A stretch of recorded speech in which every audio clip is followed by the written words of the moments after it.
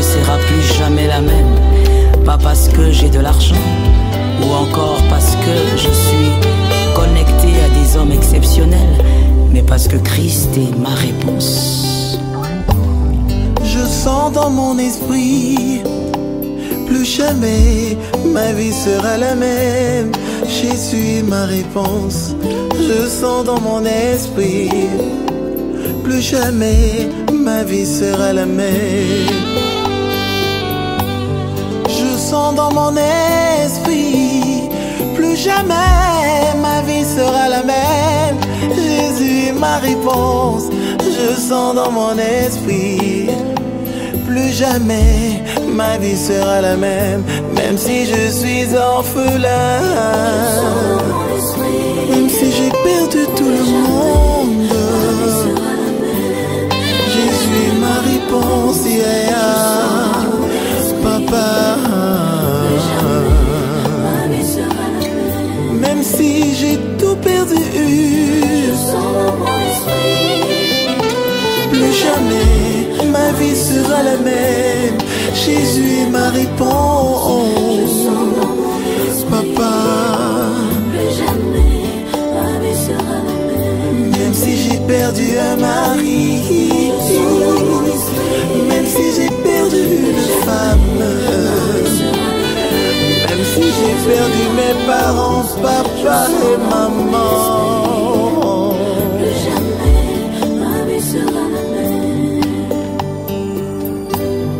j'ai un Dieu qui s'appelle Jésus de Nazareth.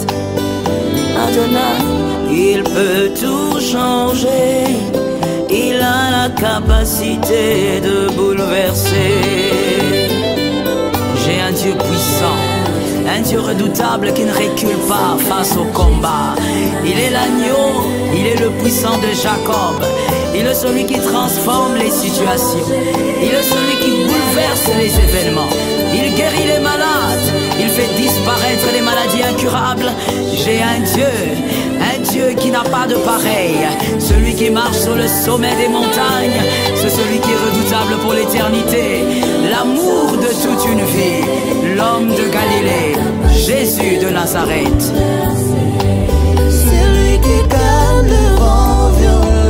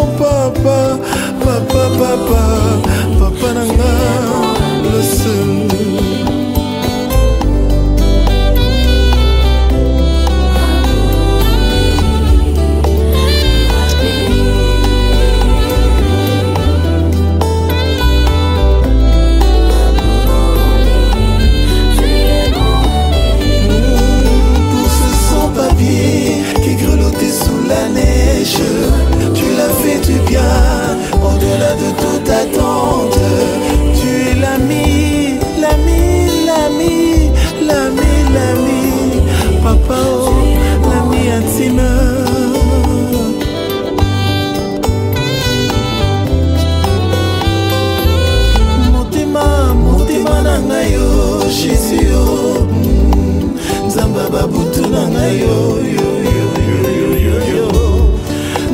milima basakoli, nzamba milima basakoli.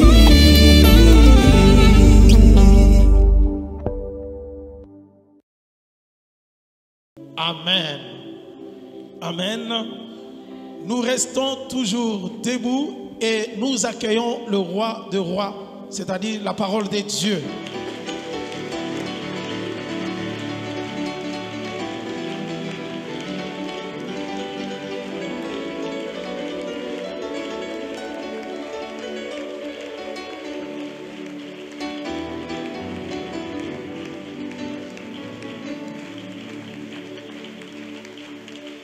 Merci. Maintenant, je vous demande de prendre vos Bibles. Ensemble avec moi, nous allons faire la lecture dans l'Évangile selon Luc, chapitre 15. Nous allons commencer par le verset 11 jusqu'à la fin de ce chapitre. Luc 15, 11. Jusqu'à la fin.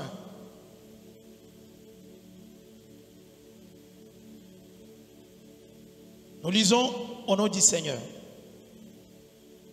Il dit encore, un homme avait 2 fils.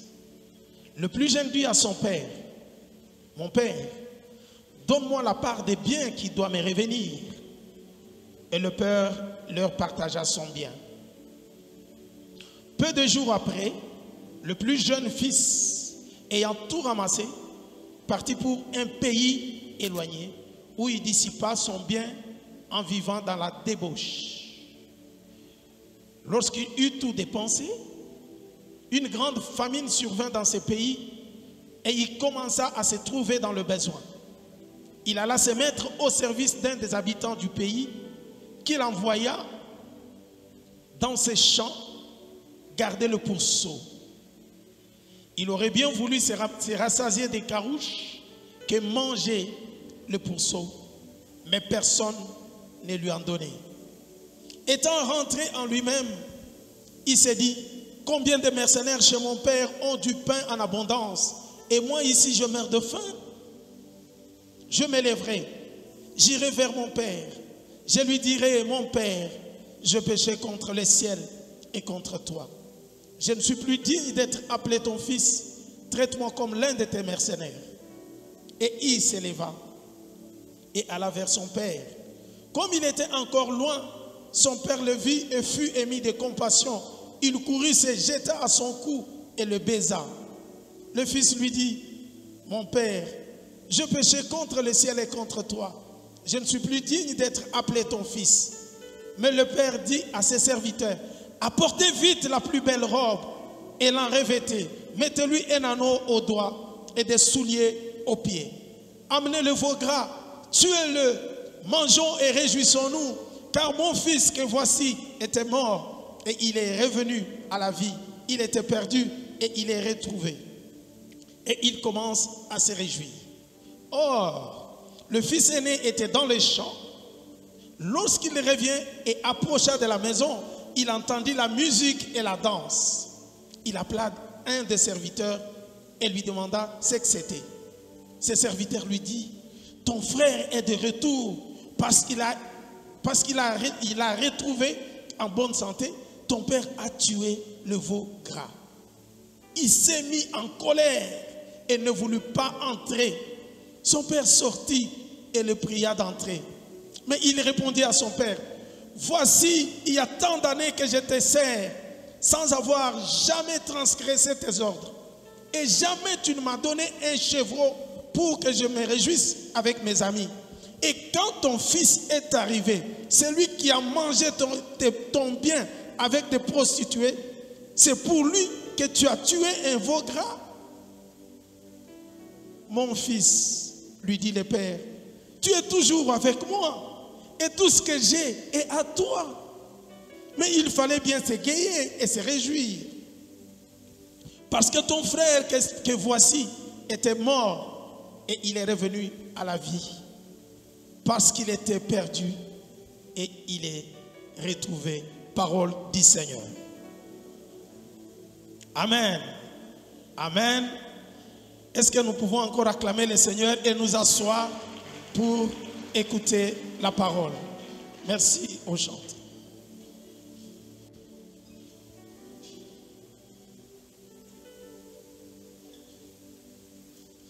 Ce matin, bien-aimé, je vais te proposer de méditer ensemble avec moi ce texte que nous connaissons très bien, des fils prodigues, écrit par Luc. Je sais très bien que nous avons déjà entendu des prédications concernant les fils prodigues. Mais j'aimerais ensemble que ce matin, dans les cadres de la méditation personnelle et dans les cadres d'un enseignement, que nous puissions réfléchir sur ce texte que je viens encore nous donner ce matin. Peut-être ça va nous apporter un plus dans la connaissance que nous avons. Mon intention n'est pas d'inventer une roue, mais je sais que la roue a déjà été inventée. Je sais que nous avons toujours entendu des prédications sur le fils prodigue. Mais ce matin, le Saint-Esprit m'a mis à cœur de partager avec nous la réflexion sur les comportements affichés dans cette parabole que Jésus-Christ est en train de donner. Avant de vous donner le thème de mon message, j'ai une mauvaise habitude de chercher à poser des questions aux gens. Ce ne sont pas des questions qui vont vous embêter, c'est juste pour me montrer votre position. Je sais que nous sommes des lecteurs de la Bible. Je sais que nous avons déjà lu ce texte. Je sais que nous avons déjà entendu les prédications sur ce texte. Mais j'aimerais juste, après cette lecture, vous poser la question, vous demander de vous positionner. J'enlève la question, mais je vais juste vous demander de vous positionner. Nous avons cette histoire de fils prodigue et son grand frère.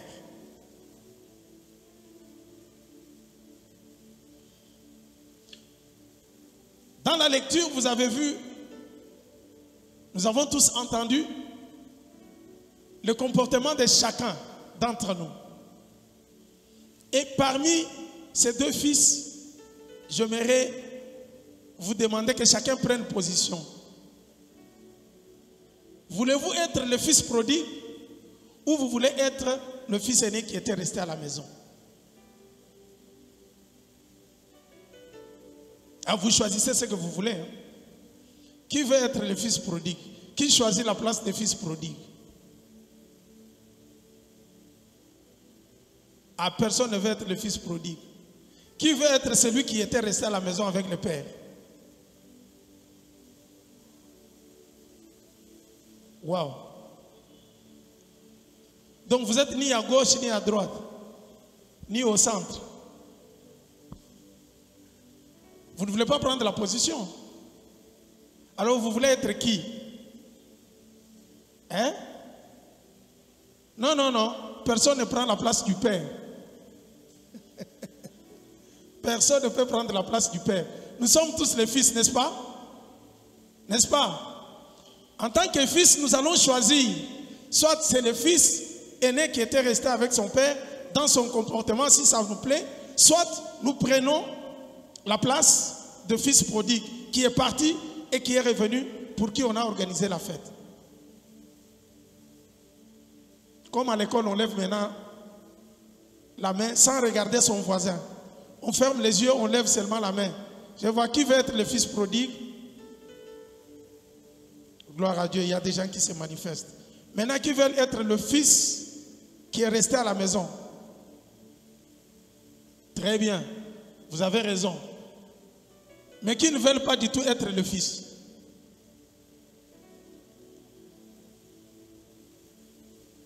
Merci bien, mais dans cette méditation et dans cette lecture, nous allons un peu chercher à comprendre le comportement de chacun. Et moi aussi, je ne prends pas la position, mais je vous dirai, moi j'ai choisi un fils, mais je vais vous le dire à la fin. Amen. On nous donne cette histoire, c'est une parabole. Quand on parle de la parabole, pourquoi Jésus parlait en parabole? Jésus est le Fils de Dieu unique. Quand il parle en parabole avec ses disciples, avec d'autres personnes, il veut tout simplement prendre le langage humain courant avec les images. C'est un langage imagé, je suis en train de définir la parabole. C'est un langage qui utilise les images Hein? Je ne sais pas, en lingala, on peut traduire ça comment? L'ICC. Ça peut être dans ce sens-là, n'est-ce pas? On utilise, vous qui connaissez les lingala très bien. Vous connaissez les l'ICC? Hein?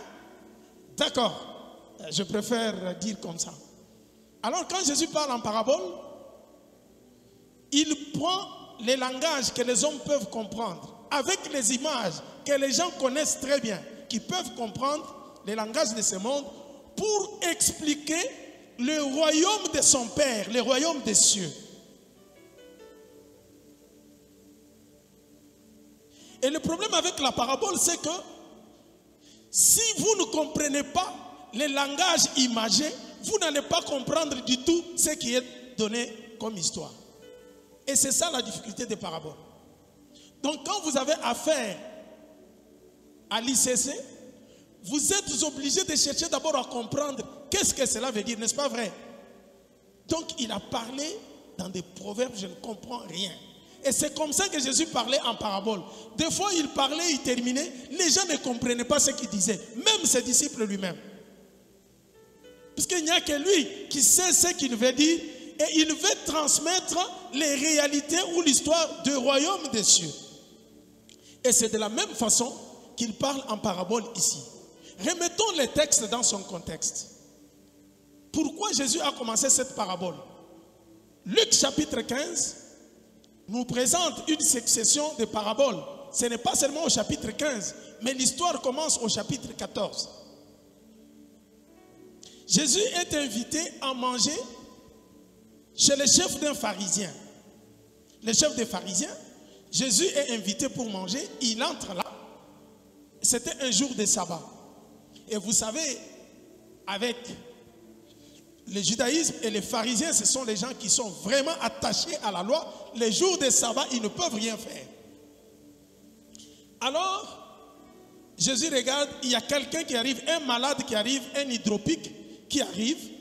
Dès qu'il arrive, Jésus savait que c'était le jour de sabbat. Il regarde le pharisien qui les regardait. Et en plus, il leur pose la question.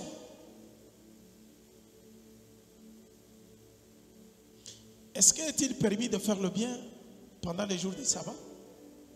Il dit, parmi vous tous qui êtes ici, s'il y a quelqu'un d'entre vous qui a son bœuf qui tombe dans un trou, dans un puits, les jours de sabbat, ne va-t-il pas aller le chercher pour le sauver?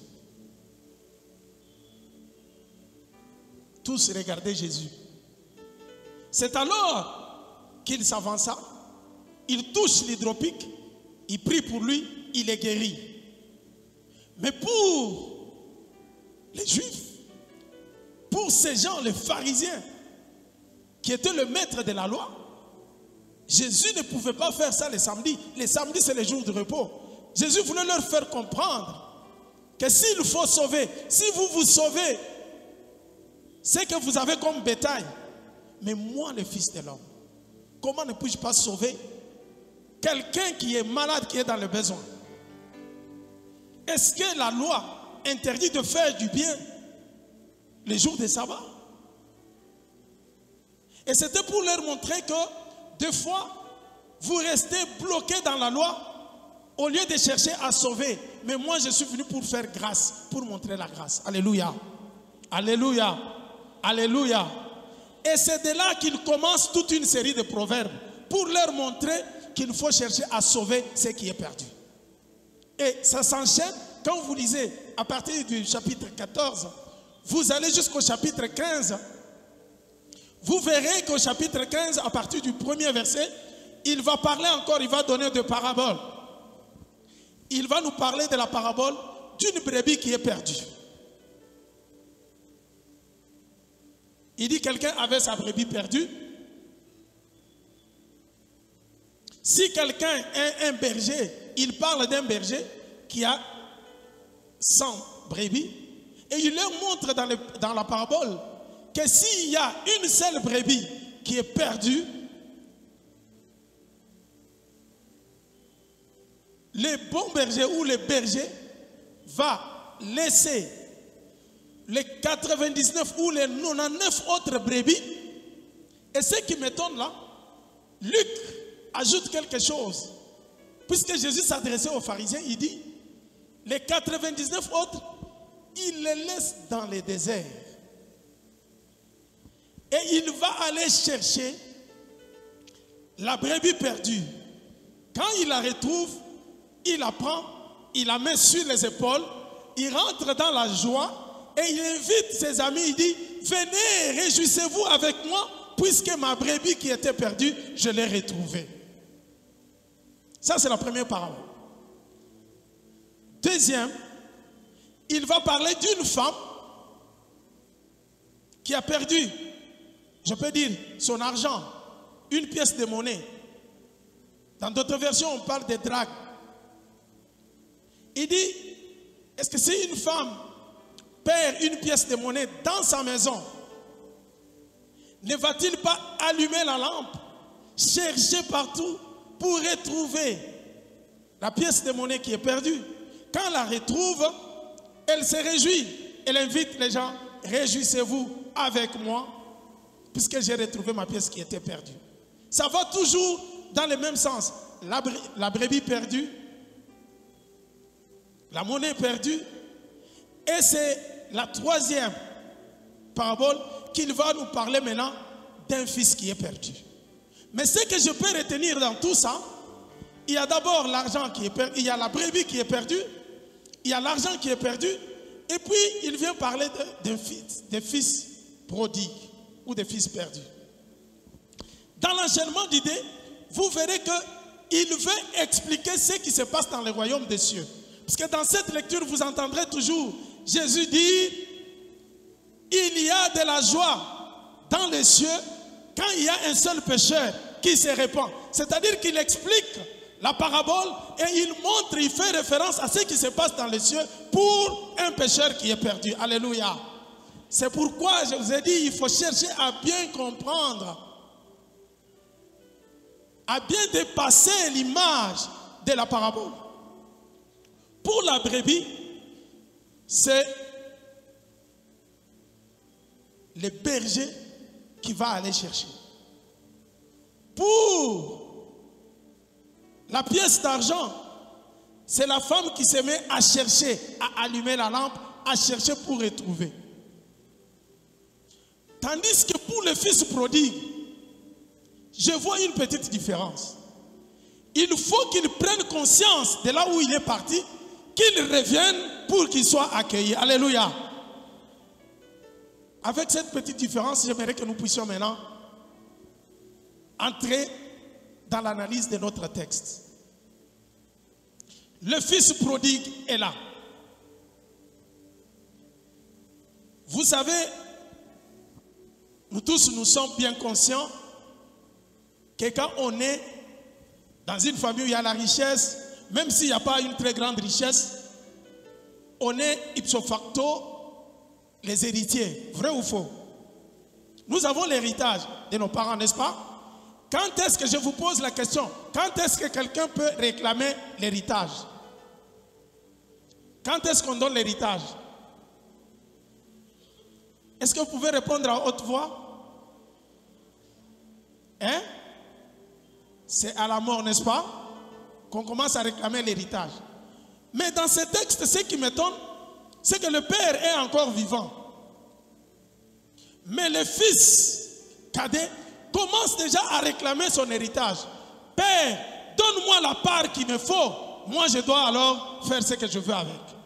Et vous comprenez qu'un enfant qui commence à réclamer l'héritage pendant que son père est vivant, il réclame donc indirectement, il réclame la mort de son père. Vrai ou faux? Mais sachez-le très bien qu'on ne peut pas réclamer à tuer son origine. Quand on tue son origine, c'est-à-dire qu'on se tue soi-même. Alléluia. Alléluia. Mais ce qui m'a étonné avec le fils aîné, lui était tranquille, il regardait son père. Il était là fidèle, en train de travailler pour son père. Tandis que le cadet qui a demandé, il avait déjà des projets en lui. Les projets de s'éloigner de son père. Les projets d'utiliser son héritage. Bien-aimé, après avoir réclamé, la Bible nous dit qu'il prend tous ses biens, il s'éloigne de son père. Après avoir eu les pensées mauvaises de la mort, de réclamer déjà la mort de son père, alors, quand on est fils, il faut savoir faire attention. Il faut rester à la place du fils et ne pas chercher à réclamer la mort du père. Un fils qui commence à réclamer la mort du père, c'est qu'il y a un esprit de mort qui commence à travailler en lui. Alléluia. Il faut faire attention. Et quand le diable veut te détruire, la première des choses, c'est chercher à t'éloigner du père. Et regardez ce que le fils prodigue fait. Dès qu'il a reçu l'héritage, il le prend, il s'en va, vivre la vie. Et la Bible précise qu'il va dissiper tous ses biens. Il mange cet argent avec qui? Les prostituées. Regardant en s'éloignant du Père, le Fils perd les repères. Puisque le Père est là pour nous donner des repères. Et quand on s'éloigne du Père, on perd les repères. C'est fini. Et le Fils commence à consommer l'argent. Il s'éloigne du Père et il commence la vie de débauche avec des prostituées. En vivant avec les prostituées, il détruit tout son héritage. Et soudain, la vie finit par tourner contre lui. Il devient pauvre. Il dissipe tout son bien. Et il commence à manquer à manger. Bien-aimés, nous devons faire attention. Je sais que quand on en parle toujours des textes, nous nous focalisons sur le fils prodigue. Nous regardons celui qui est parti et comment il a mené sa vie. Nous comprenons, nous voyons la repentance. C'est pour cela que je comprends, je donne raison à ceux qui ont voulu être des fils prodigues. Mais ici, dans cette proverbe, dans cette image que Jésus-Christ est en train de parler, de donner, il montre de quelqu'un qui est perdu. Comment la grâce va les rechercher pour les ramener. Il est parti, il est parti, il est parti. Mais ce qui m'étonne, c'est qu'après avoir perdu tous ses biens, il manque à manger, il commence à chercher la nourriture. Il devient maintenant, lui, à qui on donnait toutes sortes de services par les travailleurs de son père. C'est lui qui était prince, qui avait tout, pour qui les gens travaillaient, à qui on donnait les honneurs. Il commence à chercher à manquer à manger. Il se rend compte qu'il n'a plus l'héritage qu'il avait puisqu'il est parti dans la débauche. Et sa vie a tourné au vinaigre. Il a commencé à souffrir. Et la souffrance est arrivée jusqu'à telle enseigne que celui qui était prince va commencer à chercher du boulot aux paysans. Il s'en va alors. Est-ce que pour avoir à manger, il doit commencer à quémander, il doit commencer à chercher, à s'approcher auprès de paysans pour trouver à manger? Toi qui avais tout chez ton père, l'éloignement du père. Il a perdu des repères en s'éloignant du père. Et qu'est-ce que le paysan fait? Il ne connaît pas sa valeur, il ne connaît pas son importance, puisqu'il n'est pas son père. Et l'histoire nous dit qu'il va le mettre où c'est? Il dit, toi tu vas aller à la ferme, tu vas commencer à nourrir les pourceaux, les cochons. Un héritier, quelqu'un qui avait le bien, il commence une vie de misère jusqu'à devenir un travailleur. Vous savez, en Israël, les cochons, ce sont des animaux impurs, n'est-ce pas? Ils ne pouvaient pas manger. Mais celui-là va devenir le travailleur de cochons. Et ce qui est pire encore, c'est quoi? C'est qu'il commence à chercher même la nourriture des pauvres, il n'en trouve pas, personne ne pouvait lui donner. Il a tout manqué. Quelle souffrance. Heureusement pour lui, à cause de la souffrance, il est revenu en lui, il a regardé sa vie. Il a dit non, ça ce n'est pas ma vie. Chez mon père, il y a des mercenaires, il y a des gens, les travailleurs de mon père, qui ne manquent jamais à manger. Ils mangent, mais moi je suis héritier. Là où je suis, je manque même à manger. Je commence à chercher même la nourriture des pauvres. Qu'est-ce qu'il faut faire? Il prend conscience, il dit, je retournerai vers mon père. Je vais rentrer chez mon père. J'en ai marre de cette vie. Je n'accepte pas cette vie. Je rentre vers mon père. Je vais lui dire, mon père, je péchais contre le ciel et contre toi. Comme j'étais parti, comme je me suis rebellé, ne me traite plus comme ton fils. Mais traite-moi même comme un mercenaire, comme un travailleur de chez toi. Il prend conscience. Pour les fils prodigues, bien-aimés, ici j'aimerais ouvrir une parenthèse pour vous dire que la vraie délivrance commence par une prise de conscience. Tant que vous ne prendrez pas conscience que cette situation n'est pas ta situation à toi qu'il faut, tu vas demeurer dedans. Tout ce que le diable veut, c'est que quand il t'impose les malheurs, la souffrance, les blocages, les maladies, pour que tu sois consciente que tu dises, oui, mais c'est la volonté de Dieu, c'est la volonté de Dieu, c'est la volonté de Dieu. Aujourd'hui, je suis venu te dire que regarde toute la situation qui te dérange. Révolte-toi, dis non, ce n'est pas ma situation. Dieu ne m'a pas créé pour mener une vie pareille. Prends conscience.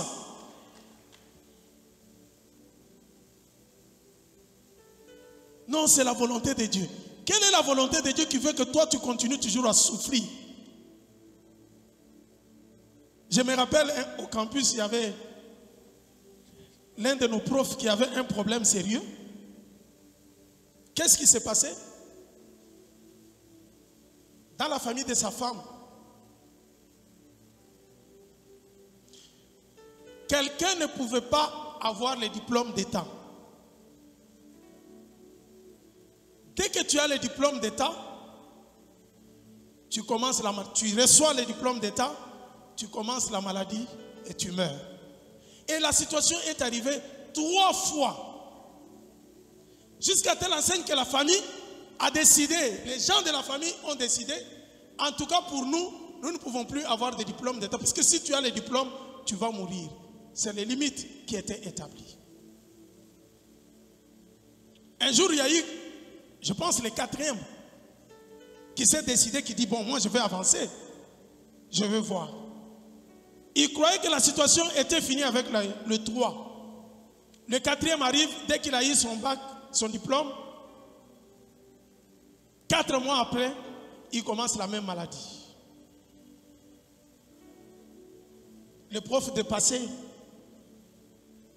un jour dans la discussion, il vient nous expliquer, je n'en peux rien. Ma femme est dépassée.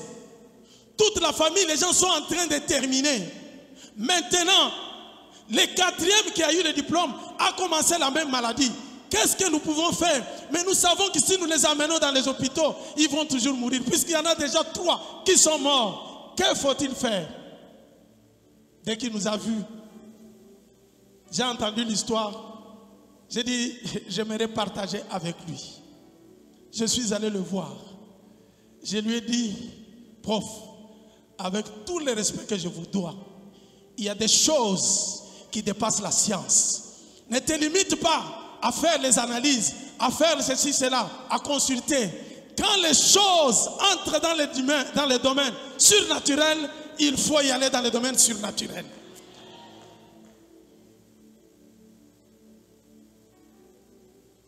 Comment vous pouvez accepter cette situation et dire que dès que quelqu'un a le diplôme d'État, pas même avoir les graduats ou la licence, diplôme d'État et il meurt.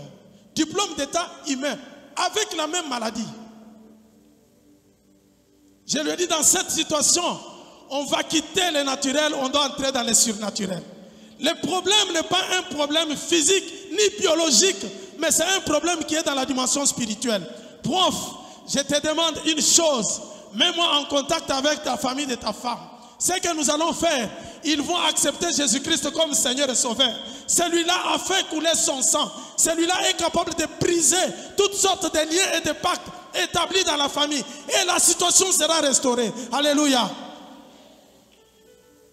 Dis, vous avec les histoires de la prière. Vous dites, il n'y a pas autre chose si tu veux vivre la vérité. La vérité est cachée dans la parole de Dieu. Soit tu te révoltes, soit tu te soumets. Il n'y a que deux propositions. Dès que tu acceptes, tu es soumis par le diable.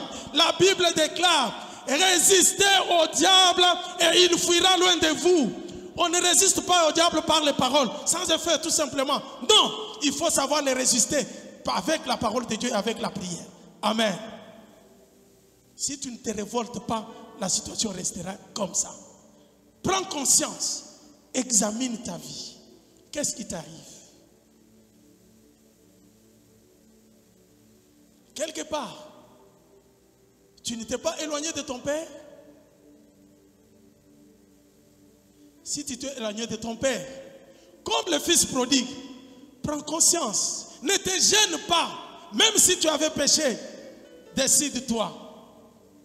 La grâce de Dieu est là. Alléluia. Le Seigneur est capable de te pardonner. Le Seigneur est capable de te donner le mariage. Je connais une fille.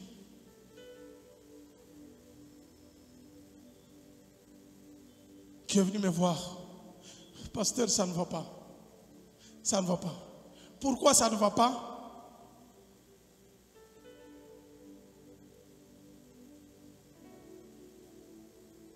Elle a avorté 4 fois. 4 fois. Les avortements.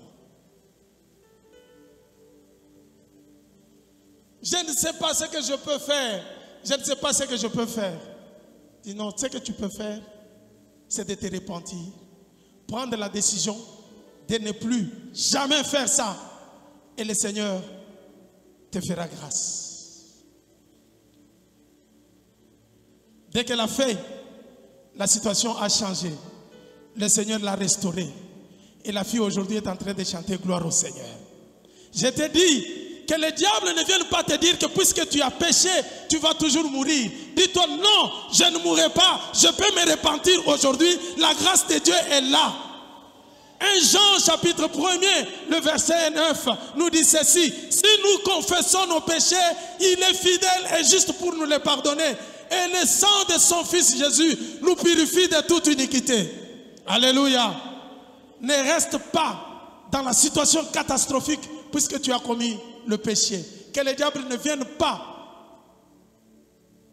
te donner des pensées selon lesquelles tu ne peux pas être pardonné. Toi, le péché que tu as commis. Non, Dieu pardonne tous les péchés. S'il a accepté de sacrifier son fils, mais qu'est-ce qu'il ne peut pas te donner? Examine ta vie, mon frère. Et là, je lance un appel à tous ceux qui n'ont pas encore accepté Jésus-Christ comme Seigneur et Sauveur. Vous avez la conscience. Pour l'homme qui est loin de Dieu, pour qu'il puisse vivre les biens de Dieu, avoir le privilège de s'approcher de Dieu, de bénéficier de la protection de Dieu, de la grâce de Dieu, il faut savoir changer de direction, se retourner pour revenir auprès du Père. Et là, il t'accueillera encore. Regardez ce qu'il a fait. Mais ce qui m'étonne dans ce texte, on nous parle seulement de fils prodigue. Oh! Mais quand je regarde le comportement, il n'y a pas que fils prodigue dans cette histoire. Mais il y a son frère aîné qui était resté. Pourquoi on nous parle seulement de fils prodigue? S'il m'était permis de donner le titre à ce texte, moi je donnerais l'amour du Père. Alléluia. Parce que je vois que c'est le Père qui est au centre. Et c'est là que je donne raison à ceux qui étaient inspirés, qui disaient que nous voulons prendre la place du Père. Mais vous n'en prendrez pas, puisque vous n'êtes pas le Père. Nous sommes tous les fils. Alléluia. Mais c'est l'amour du Père qui se manifeste. Imaginez-vous, quelqu'un qui a dilapidé tout ce qu'il avait comme bien, comme héritage. Il n'en a plus, il rentre. Mais ce qui m'étonne, c'est comme si le père n'était pas tranquille. Il attendait toujours que le fils puisse venir. Oh, réfléchissons ensemble. Chez nous en Afrique ici, tu te révoltes contre ton père. Hein, il est vivant. J'ai dit là, il est vivant. Tu te révoltes, tu prends l'argent, tu sors, tu vas dans la débauche, tu finis l'argent. Tu reviens à la maison. Vous pouvez vous imaginer la réaction de papa? Hein?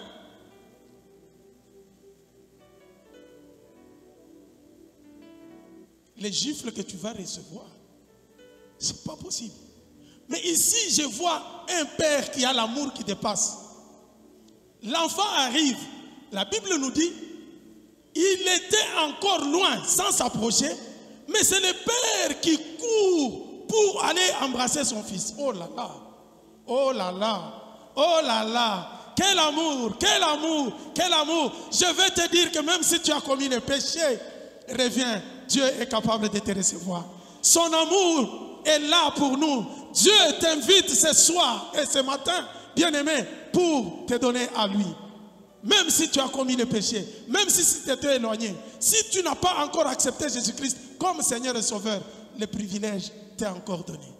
Dieu a donné son Fils pour que nous soyons sauvés. Alléluia. Je donne un deuxième exemple. Une fille qui priait, on est venu lui dire, non, tu sais, même si vous priez, la situation est arrivée, on a perdu l'argent à la maison, et moi je vous conseille, un de ses amis, hein, moi je te conseille pour que nous puissions aller voir le marabout. Ils vont juste nous dire qui a fait ça. Bien-aimés, détrompez-vous. Le diable ne vous a jamais donné, ne vous donnera jamais la sécurité. Le diable ne vous aimera jamais. Il n'est là que pour détruire. Si on te dit allons consulter le marabout, ne partez jamais.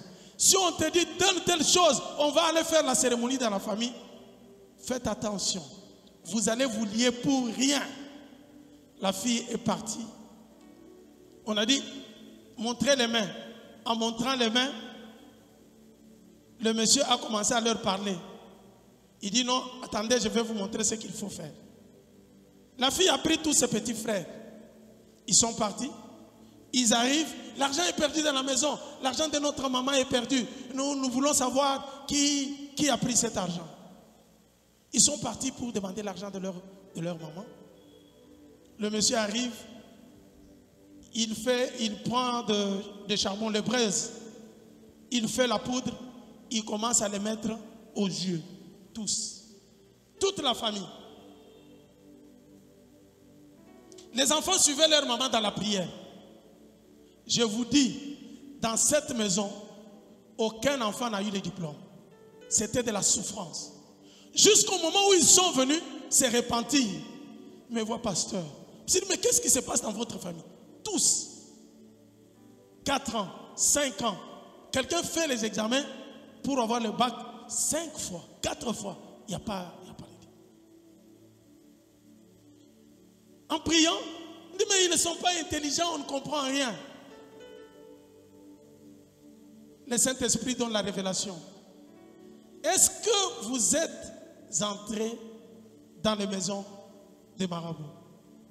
Oui, pasteur, on ne voulait pas dire à notre maman, puisqu'elle a laissé fâcher terriblement. Nous, on est partis, le monsieur a fait tout simplement les trucs. J'ai dit, est-ce que vous avez retrouvé l'argent? Non, on n'a même pas retrouvé l'argent. J'ai dit, c'est ça l'ennemi. Quand vous lui donnez le petit doigt, lui, il prend tous les corps et vous êtes partis. Toute la famille bloquée. Il avait fallu qu'on prie, qu'on fasse la délivrance pour que les diplômes commencent à sortir dans cette maison. Bien-aimé, prends conscience. S'il y a le malheur qui t'arrive, examine ta vie. Si tu es avec le Seigneur, c'est un temps de désert, le Seigneur interviendra. Mais si tu sais qu'il y a quelque chose qui ne va pas, rends-toi compte, décide-toi, dis je vais rentrer auprès du Seigneur. Il n'y a aucun péché que tu peux cacher. Mais regardez la réaction du père. Dès que l'enfant arrive, il est loin, il va l'embrasser. L'enfant commence à demander pardon. Mon père, pardonne-moi, je ne mérite pas d'être appelé enfant. Si vous lisez bien ce texte, le père n'écoute même pas ses discours. Dès qu'il prend l'enfant, il commence à le baiser, il l'amène directement dans la famille. Il ordonne au serviteur, pendant qu'il dit, traite-moi comme l'un de tes serviteurs ou des mercenaires. Je ne mérite plus d'être ton enfant. Traite-moi comme un mercenaire. L'enfant, le père, n'écoute même pas ça. C'est son amour qui est mis d'abord en avance. Il n'écoute même pas ce que l'enfant est en train de dire. L'essentiel, c'est que l'enfant revienne. Je te dis, le Seigneur veut que tu reviennes encore à lui. Je te dis, ma soeur, que rien ne t'empêche de revenir auprès du Seigneur. Il n'y a aucun péché que tu ne peux pas chercher à confesser. Confesse. Et regardez la suite de cette parabole. Qu'est-ce que le papa demande d'abord? Amenez la plus belle robe pour le fils prodigue. Il fallait qu'on change les vêtements sales qui sentaient l'odeur de porc, qu'on lui donne maintenant la robe pour qu'il soit comme un prince dans sa maison. Alléluia. Quand Dieu nous restaure, il ne regarde plus nos péchés. Il nous fait vivre la grâce de Dieu. Je connais les femmes qui étaient des prostituées. Aujourd'hui, elles sont des femmes mariées, bien installées dans le mariage. Ce n'est pas pour vous pousser à aller commettre le péché, mais c'est pour vous dire qu'il est temps de ne pas vivre dans le péché et revenir auprès du Seigneur. Alléluia. Alléluia. La plus belle robe, qui est le symbole maintenant de quoi? Des bonnes œuvres. Le changement total, il est restauré. Et vous regardez en deuxième position, il prend l'anneau, l'alliance, il le met encore au doigt. Oh, le Père sait restaurer l'alliance par le sang de Jésus-Christ. Il établit en tant que prince. Il dit maintenant tu reprends. L'alliance est là. Tu redeviens encore le fils de la maison. Tu n'es pas perdu. Tu n'es pas perdu. Et après, en plus, il dit, vous lui donnez les chaussures. Alléluia. Le Seigneur est capable. Quand nous entrons dans le combat spirituel, vous verrez que les chaussures sont les ailes de l'évangile. Alléluia. Même si tu étais refroidi, le Seigneur est capable de te redonner la force afin que tu annonces encore la bonne nouvelle, afin que ta famille voie que réellement il appartient à Dieu. Dieu est capable de te restaurer. Et dit, tuez le veau gras. Tuez le veau gras. La fête commence, la musique et la danse. C'est pour cela que moi je donne raison. Quand dans l'église, nous chantons, nous dansons, puisque nous savons d'où nous étions, où est-ce que le Seigneur nous a retirés. Alléluia. Quand toi tu viens à l'église, comment tu loues le Seigneur? Est-ce que tu te souviens de là où il t'a tiré? Tu regardes, tu dis, mais est-ce qu'aujourd'hui je pouvais être vivant, moi, comme ça, en train de louer le Seigneur? Combien de gens sont morts, surtout après cette crise? Combien de gens sont partis? Mais toi, tu es vivant aujourd'hui. Est-ce que quand on avait fermé ici, puisque en 2020, quand il y avait fermeture, j'étais ici pendant 7 mois. J'étais bloqué ici.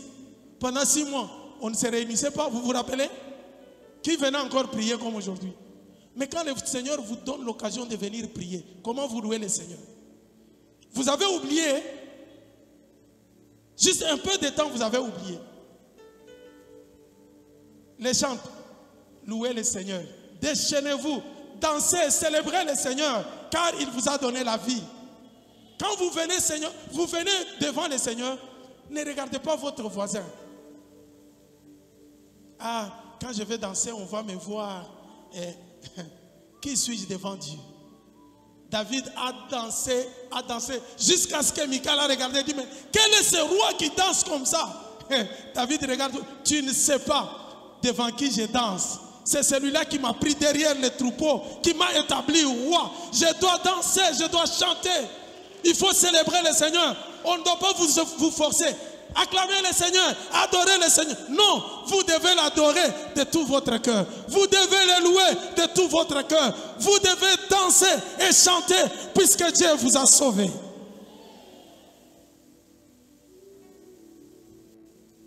Je m'arrête avec le fils prodigue.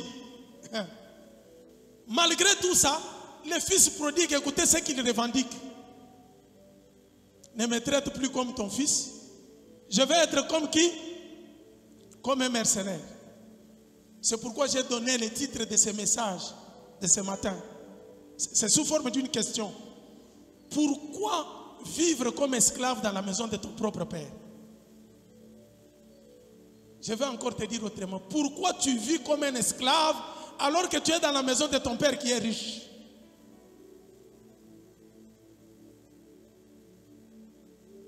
Je vais te demander de répéter ça à ton voisin. Comme ça, en répétant aux autres, ça reste aussi dans ta tête. Pourquoi tu vis comme un esclave dans la maison de ton père qui est riche?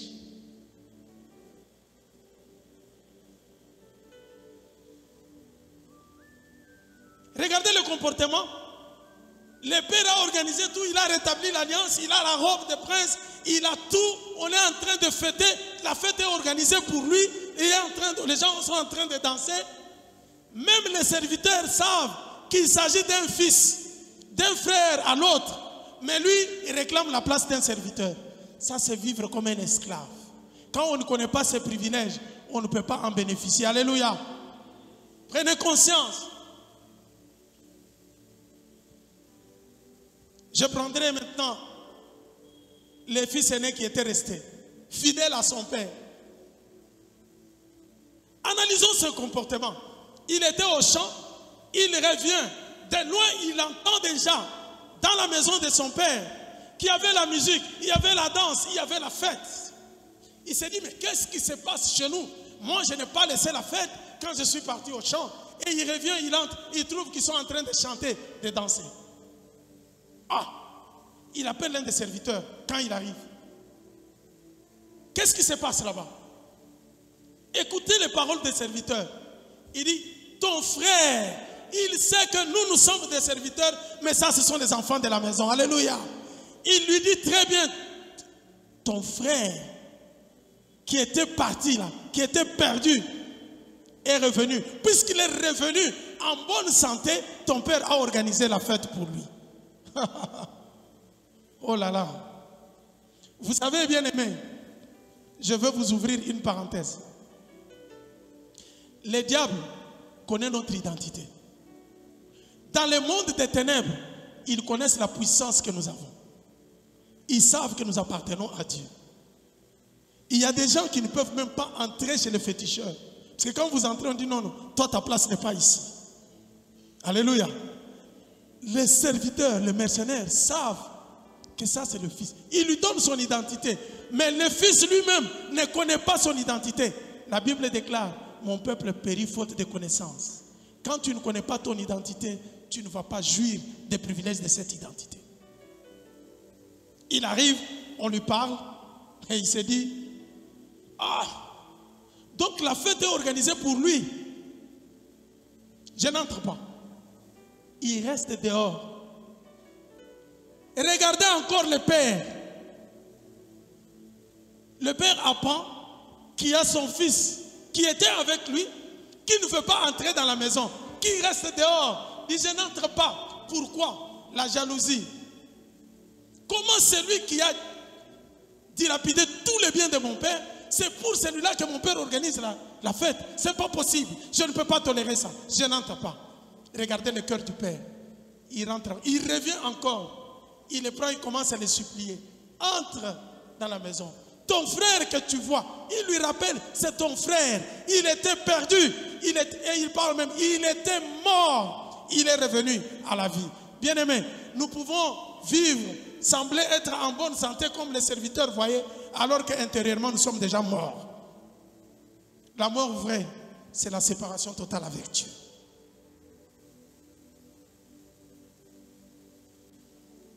Quel est le comportement de ces garçons? Écoutez comment son père maintenant lui explique les choses. Il dit, mais mon fils, toi tu es toujours avec moi. Tout ce que j'ai est à toi puisque tu es là. Mais comment se fait-il que tu ne pouvais pas prendre les chevreaux, te réjouir avec tes amis? Il dit, moi je suis resté fidèle.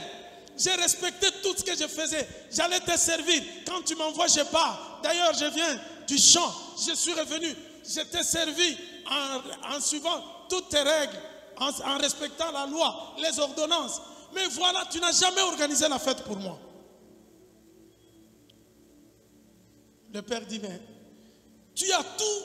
Pourquoi? Qu'est-ce qui t'empêchait de prendre? Puisque tu es chez toi, tu pouvais prendre. Est-ce que moi j'allais t'empêcher de jouir de privilèges en tant qu'héritier?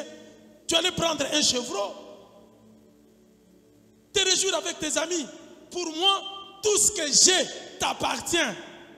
Regardez la mentalité de celui que nous pensions qu'il était fidèle à son père. Mais dans ses pensées, il vit dans la maison de son père comme un esclave, en respectant juste la loi, mais en oubliant que tout ce qui est à son père lui appartient à lui. Bien aimé, il y a certaines choses que nous ne savons pas demander à Dieu, puisque nous trouvons que ça nous dépasse, c'est trop grand. Jésus-Christ a dit, demandez et vous recevrez pour que votre joie soit parfaite. Demandez. Mais Jacques ajoute, mais quand vous demandez, ne doutez pas. Ceux qui tuent les chrétiens, ceux qui regardent la grandeur de ce qu'il veut faire, ils commencent à douter. Est-ce que Dieu est capable de faire ça? Jacques nous dit, celui qui doute est semblable aux flots de la mer qui sont emportés. C'est-à-dire que tu ne connais pas la puissance de celui qui t'a appelé. Tu ne connais pas que tu es le fils de celui qui a créé le ciel et la terre. C'est lui qui est le maître de l'or et de l'argent. L'ignorance tue, bien-aimé.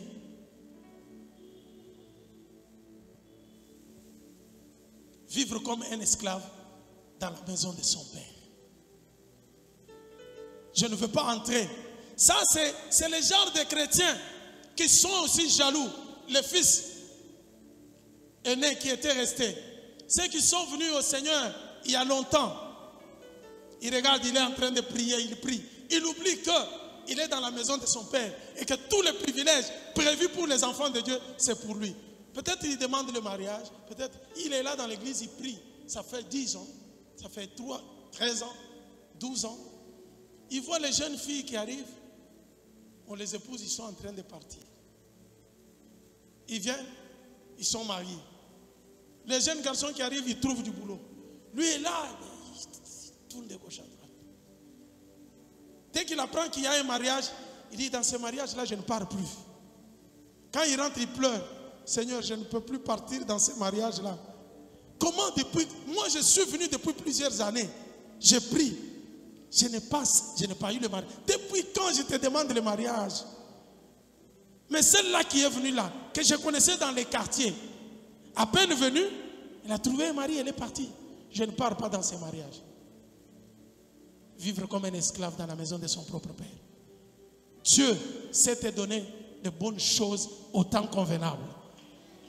Compte sur la fidélité de Dieu. Le psalmiste pouvait dire, ta fidélité est un bouclier pour moi.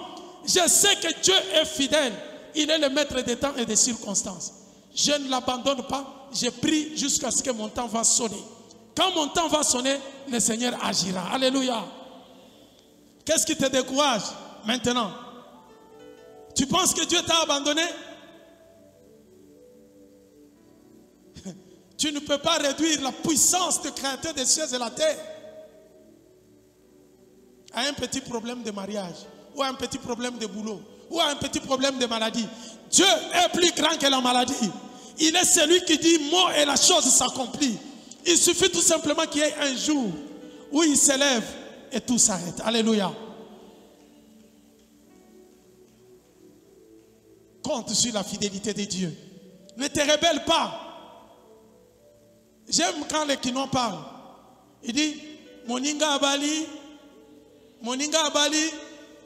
Quand tu vois des choses comme ça, j'ai toujours l'habitude de dire aux fidèles de chez moi quand je prêche, quand il y a un problème de mariage, je leur dis, c'est dans le mariage qu'on trouve le mariage. Quelqu'un comprend ce que je dis? C'est dans le mariage qu'on trouve, quand il y a un problème de mariage et tu sais que pour toi ça traîne, investis-toi pour servir ceux qui se marient. Celui qui arrose sera arrosé. Lève-toi. Travaille. Quand on cherche les gens à la cuisine pour organiser la fête, tu es là. Quand il faut travailler dans la salle pour préparer l'accueil des mariés, tu es là. Tu loues le Seigneur pour le mariage de l'autre. À ce moment-là, cette onction va aussi descendre sur toi. Quand tu vois quelqu'un béni, il faut devenir son ami. Ne cherche pas à devenir son ennemi. Parce que tu ne vas pas arrêter la grâce de Dieu. Tu auras des crampes à l'estomac pour rien. Quand quelqu'un est élevé, au lieu de devenir son ami, toi tu cherches à devenir son ennemi. C'est toi qui vas arrêter la bénédiction de Dieu. Arrête la fausse jalousie au nom de Jésus. Et sois délivré de ça au nom de... Ton frère est béni. Tu loues le Seigneur. Je bénis le Seigneur puisqu'il t'a donné un bon boulot. S'il a acheté une belle voiture, tu penses qu'il va te passer s'il n'y a pas de transport, s'il te voit. Tu vas bénéficier de ça. Mais tu auras de la jalousie. Pourquoi? Investis-toi. Puisque c'est celui qui arrose qui sera aussi arrosé. Dans la Bible, mets-toi au service des autres et le Seigneur te bénira. Alléluia. Même le fils qui était resté à la maison vit comme un esclave dans la maison de son père. Jaloux de son frère qui était parti. Non, mais le père a un bon cœur. Il est venu, il récupère. Entre, en train de supplier, mais Luc nous montre que le fils est resté dehors. On ne nous a pas dit qu'il est entré pour fêter. Vivre comme un esclave dans la maison de son père. Enfin, je vais vous révéler celui que moi j'ai choisi comme fils. Jean chapitre 17, verset 10. Jean chapitre 17, verset 10. Dans la prière sacerdotale, Jésus-Christ dit à son Père, ce qui est à toi est à moi. Ce qui est à moi est à toi. Le vrai fils, c'est le fils de Dieu, Jésus-Christ de Nazareth. C'est celui-là qui connaît que Dieu l'a investi de tout pouvoir. C'est celui-là qui fait de nous aussi enfants de Dieu. Puisque la Bible déclare que tous ceux qui croient en son nom, il leur donne le pouvoir de devenir enfants de Dieu. Alléluia. Jésus-Christ savait. C'est pourquoi il nous enseigne dans la prière. Il nous enseigne même comment nous devons prier. Nous devons prier en tant qu'héritiers, pas comme des esclaves, sachant que l'or et l'argent appartiennent à notre Père. Sachant que ce qui est à Dieu est à nous. Nous sommes des héritiers. Et le premier héritage, c'est la puissance que Dieu nous donne. Et pour nous prouver que nous lui appartenons, Dieu vient mettre son esprit en nous. Quand le Saint-Esprit vient en nous, nous devenons des hommes extraordinaires. Alléluia. Et c'est ce que Jésus disait à Nicodème. Si tu nais de nouveau, celui qui est né de nouveau devient comme un vent. Là où il souffle, là où il passe, on ne sait pas comprendre. Alléluia. Quand tu acceptes Jésus-Christ comme Seigneur et Sauveur, le monde des ténèbres tombe dans la confusion. Même s'ils te cherchent, ils peuvent te voir, mais ils ne peuvent pas te toucher. Quand tu souffles comme un vent. Tu passes, personne ne te touchera, puisque le Seigneur est avec toi. Tu es le vase d'honneur en qui Dieu a investi tous ces bonheurs. Alléluia. Toute la richesse est en vous. Vous devez vivre non comme des esclaves, mais comme les héritiers. Vous devez dire ce qu'il faut dire, réclamer ce qu'il faut réclamer. S'il faut arrêter les choses, quand les situations sont compliquées, tu t'élèves, tu dis, par l'autorité que Jésus-Christ m'a donnée, j'arrête la malédiction dans cette famille au nom de Jésus-Christ. Par l'autorité que Jésus m'a donnée, j'arrête les maladies au nom de Jésus-Christ. Par l'autorité que Jésus m'a donnée, je brise les pactes signés par nos parents, nos arrière-parents. Je ne peux plus subir le mal de ce que les autres ont fait. Alléluia. Quelle est la situation qui t'inquiète? Je te prie de ne plus vivre comme un esclave. Tu as un Père qui t'aime. Si tu as commis le péché, reviens au Seigneur. Il va te pardonner. Si tu es avec Dieu, ne travaille pas sous forme de légalisme en disant que mon travail pourra plaire à Dieu. Ma façon de travailler, Dieu me donnera ça. Non, nous ne méritons rien. C'est par la grâce tout simplement. Alléluia. La grâce de Dieu est disponible vous pouvez demander tout ce que vous pouvez à Dieu, à condition que ça soit seulement dans la volonté de Dieu. Ne demandez pas ce qui n'est pas dans la volonté de Dieu. Quand vous êtes dans sa volonté, le Seigneur vous les donnera. Alléluia. Est-ce qu'il y a quelqu'un qui est tourmenté ce matin? La première des choses, je vais prier avec tous ceux qui par telle ou telle autre occasion se sont éloignés du Seigneur. Si vous êtes là, vous allez vous mettre debout, là où vous êtes. S'il y a quelqu'un qui n'a pas encore accepté Jésus-Christ comme Seigneur et Sauveur, j'aimerais lui dire que la vie que tu es en train de mener, c'est la vie des morts. Ta place est dans la maison du Seigneur. L'ennemi peut te tourmenter. L'ennemi peut détruire ta vie. Mais aujourd'hui, si tu acceptes le Seigneur comme sauveur de ta vie, Jésus-Christ comme Seigneur et sauveur de ta vie, ta situation changera. Il est capable de tout changer, de tout chambouler, de tout bouleverser. Tout ce qui t'est dérangé, il est capable de te donner la paix que le monde ne peut pas te donner. Il est capable de te donner la victoire que le monde ne pourra pas te donner. C'est pour cela que je te demande, là où tu es, de t'élever, de demander pardon à Dieu. Deuxième catégorie de gens, c'est les gens qui ont senti, qui ont critiqué les autres frères et sœurs. Dieu connaît ton cœur.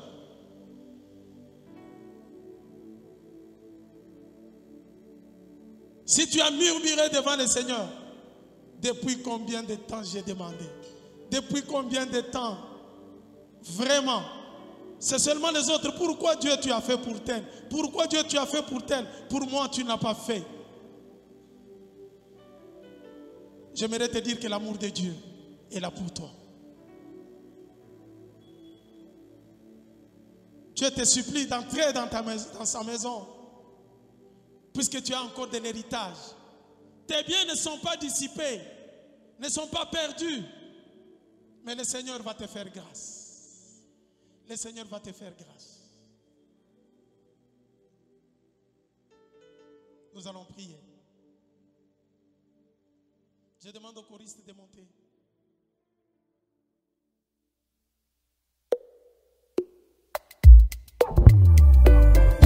Je suis convaincu d'une chose. J'ai l'assurance que ma vie ne sera plus jamais la même. Pas parce que j'ai de l'argent, ou encore parce que je suis connecté à des hommes exceptionnels, mais parce que Christ est ma réponse.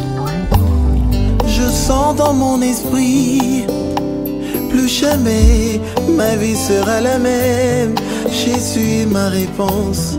Je sens dans mon esprit, plus jamais ma vie sera la même.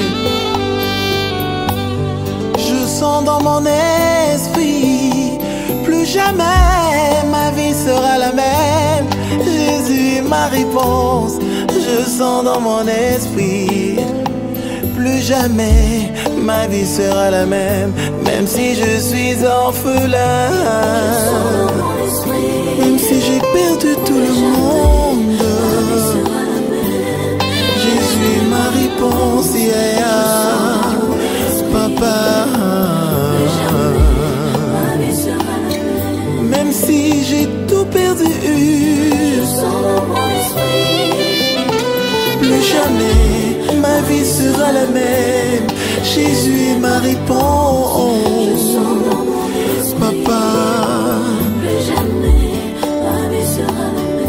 même si j'ai perdu un mari, même si j'ai perdu une femme,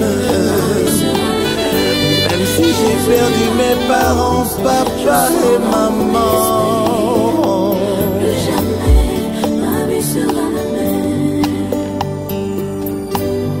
j'ai un Dieu qui s'appelle Jésus de Nazareth. Adonai, il peut tout changer. Il a la capacité de bouleverser. Dieu puissant, un Dieu redoutable qui ne recule pas face au combat. Il est l'agneau, il est le puissant de Jacob. Il est celui qui transforme les situations. Il est celui qui bouleverse les événements. Il guérit les malades. Il fait disparaître les maladies incurables. J'ai un Dieu qui n'a pas de pareil. Celui qui marche sur le sommet des montagnes. C'est celui qui est redoutable pour l'éternité. L'amour de toute une vie. L'homme de Galilée. Jésus de Nazareth. Celui qui calme le vent violent. Jésus. Et même quand ce vent est bavard, c'est toi qui parles au vent violent. Jésus. Et même lorsque le vent souffle fort, pour cette femme qu'on appelait Ekomba, Amela Milani, femme stérile, Lilo Salibo, l'amour comme maman na Claudie, gloire à Dieu. Amen. Tu es mon papa. Tu es celui qui a changé toute ma vie. Tu es mon papa, papa. Je suis ton enfant. Rosalie Wangayo. Tu es celui qui a conquis tout mon être. Tu es mon papa, papa nanga, le seul.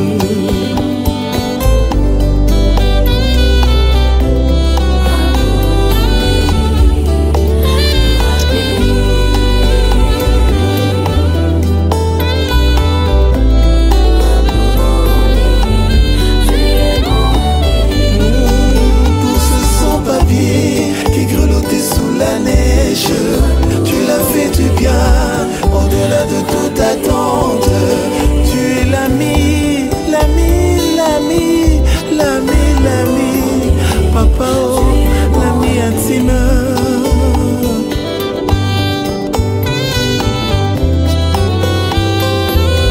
Motema nanga yo, Jésus yo, Nzamba babutu nanga yo, Nzamba milima basa